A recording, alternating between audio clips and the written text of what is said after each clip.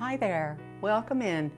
Here's a thought. Nothing ever goes away until it teaches us what we need to know. Pema Chodron. Well, I thought I'd move the journal up to Wednesday this week instead of Thursday because of a lot of talk and some big changes in our lives. Now, I've come to a decision that many people in grief also come to. Some don't, and that's okay, but it's a good one, I think. And March 24th, today, is the perfect day to tell you about it. Because Rob and I, and by extension Lauren and even her little family then and now, have lived such a public life, something for which I'm grateful and always will be, thank you, there are big days in our life's calendar. One is May 11th, the day in 2015 that Lauren, our daughter, died. But the other one is the one we choose to celebrate today, which marks 30 years since Lauren was born at St. Michael's Hospital in Toronto. And from here on in, I'm not going to be sharing memories or memes, pictures or thoughts on May 11th because it's time. Time we marked the happiest day of our lives and pushed the hardest one into the shadows. Rob and I had a long talk about it this week. I know on social media, especially Facebook, it's all about the memories. But here's the thing. I'm done sharing our sadness. I no longer want to pull you back into where we were that day, not when we found so much more happiness in our lives since 2015. In the past year, as you probably know, our grandson, the sweet 7-month-old boy that she left behind that day after Mother's Day, who is now 6 years old, has moved to within a few kilometers of us on Vancouver Island.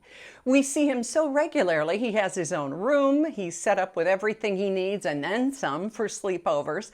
Our house echoes with laughter and shouts of excitement over hockey games and bingo wins. There's mud and chalk dust everywhere, along with library books, rocks, baseballs, you name it.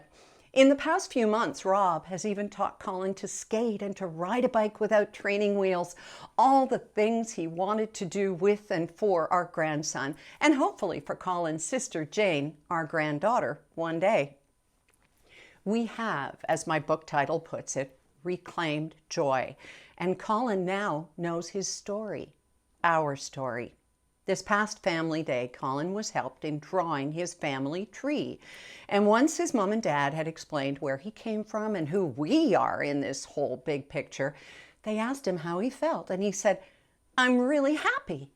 So puzzled as we were, they said, "Why?" And his response was, "Because so many people love me."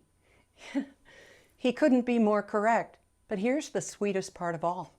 In conversations that followed, Colin realized Lauren will forever be 24 as she was the day that she left us.